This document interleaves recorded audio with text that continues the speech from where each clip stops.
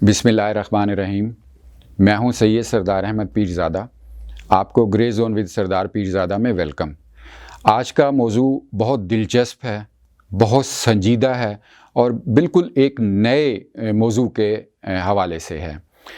और मेरे आज के ख़ास तौर पर जिनको मैं मुखातिब कर रहा हूँ वो हैं ओवरसीज़ पाकिस्तानीज़ और उनके अजीज़ व अकारिब जो पाकिस्तान में रह रहे हैं। उनसे मुतल्लिक आज गुफ्तगू करनी है, इसलिए आप ये सारी वीडियो आखिर तक ज़रूर सुनिए। आपको अंदाज़ा होगा कि बिल्कुल नया एक मौजू के साथ इसमें कुछ सवालात उठाए गए हैं। सवाल ये है कि क्या ओवरसीज़ पाकिस्तानीज़ जो बैरून मुल्क रहते हैं और दिन रात मेहनत करके जो पाकिस्तान के ज़र मुबादला में इजाफ़ा कर रहे हैं, क्या उनके साथ अगर कोई सियासी जमात फ्रॉड करे या चीटिंग करे या उनके साथ झूठे वादे करे तो क्या वो ओवरसीज़ पाकिस्तानी केस कर सकते हैं? किसी भी तरह का केस, सिविल सूट कर सकते हैं, हर्जाने का केस कर सकते हैं, फ्रॉड का या धोखाधड़ी का। ये आज का सवाल है। बात दरअसल ये है कि जो हमारी पीटीआई पाकिस्तान तहरीके इंसाफ सियासी जमात है, इसने जब इलेक्शन कैंपेन की और उससे पहले भी जो ओवरसीज़ पाकिस्तानी हैं उनको बहुत मुखातिब किया, उनको बहुत टारगेट किया और उनके साथ बहुत लंबे चौड़े वादे किए और उनको बहुत यकीन दिलाया कि जब पीटीआई बरसरे इक़्तिदार आ जाएगी तो वो ओवरसीज़ पाकिस्तानियों को ऐसे मुल्क देगी जिनके ख्वाब वो बैरून मुल्क बैठ के देख रहे हैं। यानी पाकिस्तान यूरोप, अमेरिका और ख़लीज के जो इंतहाई डेवलप ममालिक हैं उन जैसा हो जाएगा और पाकिस्तान तहरीके इंसाफ इस पर पूरी तरह अमल करके उनको दिखाएगी। इस सिलसिले में इमरान खान साहब ने 90 दिन के अंदर करप्शन ख़त्म करने का वादा किया। इसी सिलसिले में पीटीआई के जो नुमायां रहनुमा थे उन्होंने कहा जो जितनी अरबों रुपए की रकम है वो 100 दिन के अंदर हम जो लुटेरे हैं यानी दूसरी अपोजिशन के जो लीडर्स हैं उनसे निकलवा लेंगे और वो IMF से जान छुड़ा लेंगे, सारे कर्ज़े ख़त्म हो जाएंगे। और उन्होंने बहुत ज़्यादा ओवरसीज़ पाकिस्तानियों को इस हवाले से अपनी तरफ मुतवज्जे किया। और चूँकि पाकिस्तानी एक मासूम और इनोसेंट मैं कहता हूँ कि शहरी होते हैं जहाँ भी हों, और वो रिलाई कर लेते हैं, वो इतबार कर लेते हैं कि जो भी उनके साथ बात की जाए, तो लिहाजा जो पीटीआई की जो जितनी भी कैंपेन थी या पीटीआई के जितने भी दावे थे या वादे थे, ओवरसीज़ पाकिस्तानियों ने उनके साथ भरपूर तावन किया और उस पर यकीन करके उन्हें उनके उस अपने वोट तो नहीं थे लेकिन उन्होंने अपने अजीज़ो अकारिब को यहाँ कहा कि वो पीटीआई को वोट दें। इसके अलावा जो ओवरसीज़ पाकिस्तानी थे उन्होंने सोशल मीडिया पे ऐसी कैंपेन्स चलाई पीटीआई के हक़ में जो कि बिल्कुल नई थी और बहुत ज़्यादा इफ़ेक्ट कर रही थी और मुतासर कर रही थी यहाँ की वोटर कम्युनिटी को और पाकिस्तान की कम्युनिटी को। आप ये कह लीजिए कुल मिलाकर ये बात हुई कि जो पीटीआई ने ओवरसीज़ पाकिस्तानियों के साथ दावे किए थे, वादे किए थे कि हम बरसरे इक़्तिदार आ जाएंगे तो उनके लिए पाकिस्तान वैसा ही होगा कि अगर वो यूरोप में रह रहे हैं तो यूरोप जैसा होगा, अमेरिका में रह रहे हैं तो अमेरिका जैसा होगा, अगर ख़लीजी ममालिक में या अरब ममालिक में रह रहे हैं तो वैसा ही होगा। हर तरह से उनको यहाँ पर सहूलतें मिलेंगी। अब देखिए कि 3.5 साल बीत चुके हैं। अब यहाँ फिर मैं एक बात जो ओवरसीज़ पाकिस्तानियों से करता हूँ कि 3.5 साल गुज़र जाने के बाद जो रिज़ल्ट सबके सामने है, आइंदा मुस्तक़बिल फ़िलहाल छोड़ दीजिए, जो सबके सामने है उसमें क्या कहा जा सकता है कि 3.5 सालों में पीटीआई की हुकूमत ने अपने जो वादे थे, अपने जो उनके दावे थे, उसको किस हद तक पूरा किया है। क्या यहाँ पर डेवलपमेंट का वो म्यार हो गया जो यूरोप, अमेरिका या अरब या ख़लीजी ममालिक में है?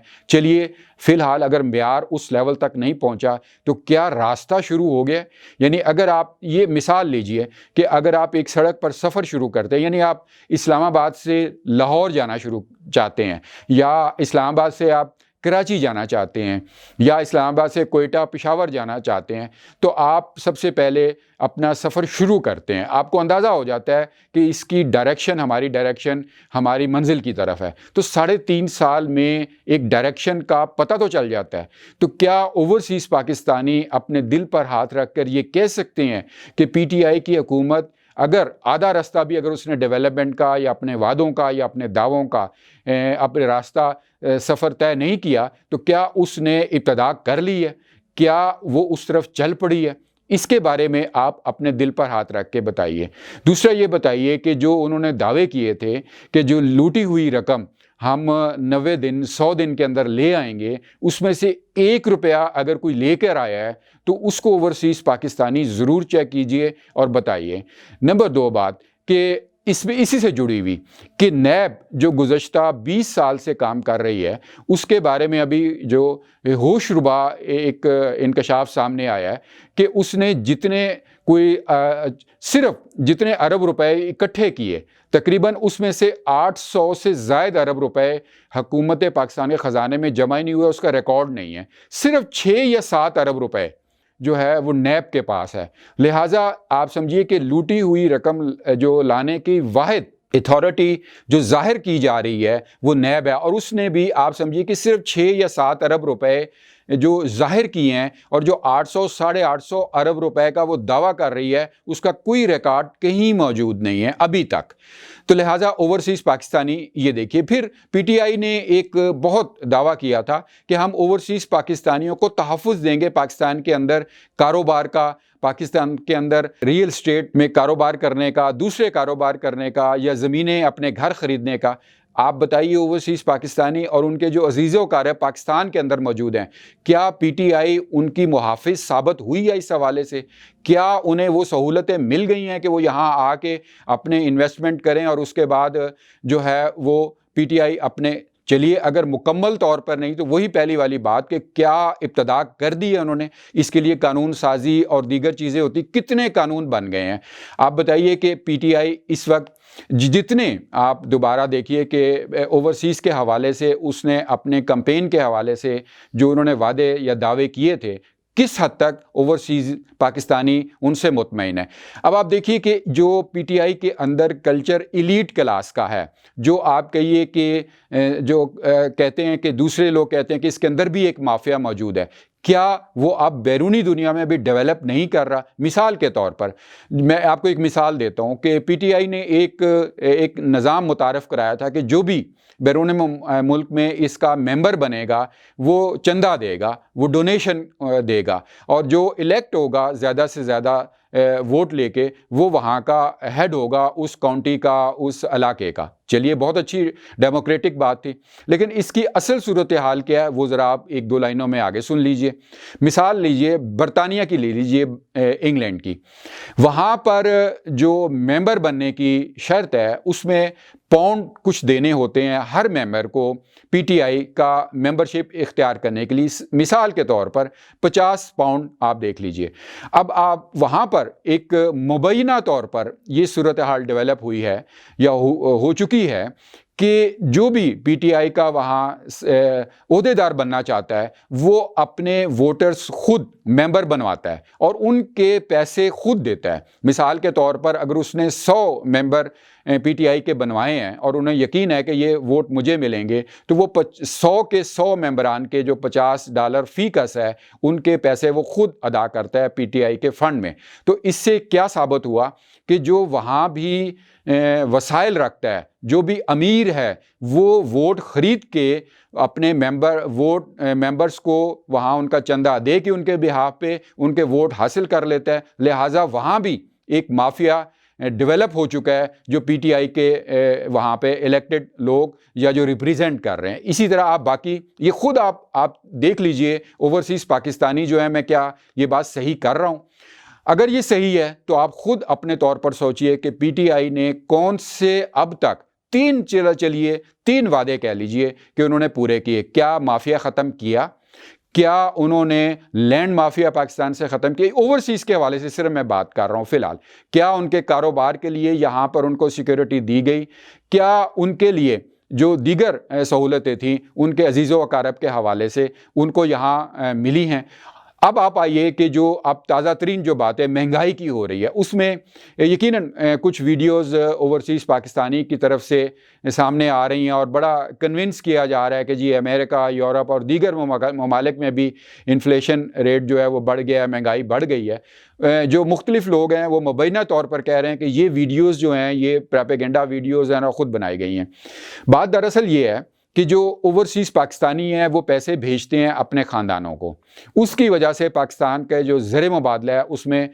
جو ذخائر ہیں اس میں اضافہ ہو جاتا ہے۔ اب آپ دیکھیے کہ پاکستانی جو اتنے ہی ڈالر اگر پاکستان میں بھیجے، مثلا $100 اگر پاکستان بھیج رہے ہیں جو آج سے 3 سال پہلے بھیجتے تھے، اس وقت یہاں ان کے عزیز و اقارب اس کی کتنی خرید و فروخت کر سکتے تھے، یعنی ان کی جو قوت خرید تھی جو اوورسیز پاکستانیوں کی جو پاکستان میں جو ان کے عزیز و اقارب ہیں ان کی قوت خرید $100 کے اگینسٹ کتنی تھی 3.5 سال پہلے اور اب کتنی ہے، اس بات کا خود آپ فیصلہ کر لیجئے۔ اور اس کے بعد آپ دیکھیں کہ آپ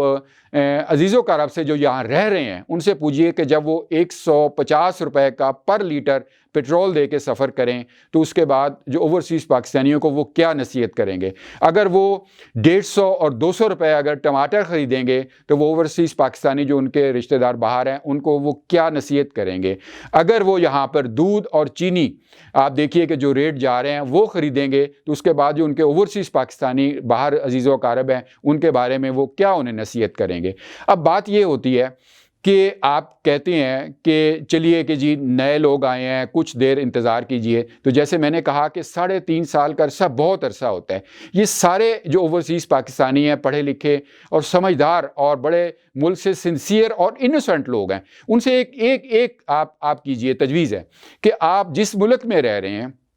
اس ملک کی ہسٹری پڑھیے، تھوڑی سی 2 صفحوں کی پڑھ لیجئے، اس کی ہسٹری میں کہیں بھی یہ مسلسل 3.5-4 سال یہ نہیں کہا گیا ہونا کہ سارا قصور سابقہ حکومت کا ہے۔ اگر وہاں انقلاب آئے ہیں، اگر وہاں تبدیلیاں آئی ہیں، اگر وہاں حکومتیں بدلی ہیں اور پرانی حکومتوں کو گھر بھیج دیا گیا ہے تو چند دن تو یا چند مہینے یا چند ہفتے تو ان کے بارے میں ضرور بات کی گئی ہوگی، لیکن اس کے بعد وہ سب کی سب نئی حکومتیں، نئے انقلاب کے لوگ اپنے کام میں لگ گئے ہوں گے اور ملک کو انہوں نے سنوار کے بتایا ہونا ہے۔ لیکن یہاں 3.5-4 سال ہونے کو آئے ہیں اور اب تک یہ بات ختم نہیں ہو رہی کہ جناب یہ سابقہ حکومت کے قصور ہیں۔ دیکھیے 3.5 سال سے تو یہی حکومت چلا رہے ہیں، کون سا ایسا قانون، کون سی ایسی چیزیں جو میں اوپر بتا چکا ہوں اس میں تبدیلی آئی ہے۔ اب اگر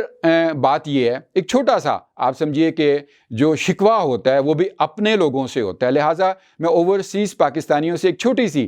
دل کی بات اور ایک بڑی آپ سمجھیے کہ آپس کی بات کرنے لگا ہوں کہ آپ سمجھتے ہیں کہ اگر پی ٹی آئی کی حکومت پاکستان کے لیے سنسیئر ہے تو آپ پاکستان کیوں نہیں آ جاتے؟ اوورسیز پاکستانیوں سے میں یہ ایک بڑی دل کی اور دوستانہ سی بات کر رہا ہوں۔ بات یہ ہے کہ دیکھیے کہ جن ملکوں میں انقلاب آئے اور تبدیلیاں آئیں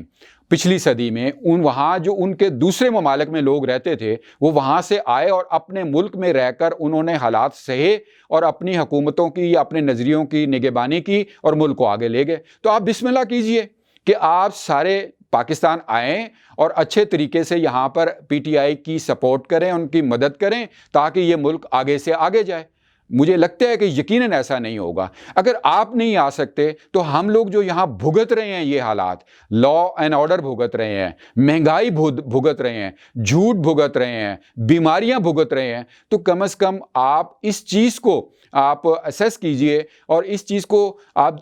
چیز پر آپ سوچنا شروع کیجئے کہ کس حد تک چیٹ کیا جاتا ہے، دھوکہ دیا جاتا ہے۔ اور اب یہ نیا انداز کہ جی اوورسیز پاکستانیوں سے صرف ووٹ لینے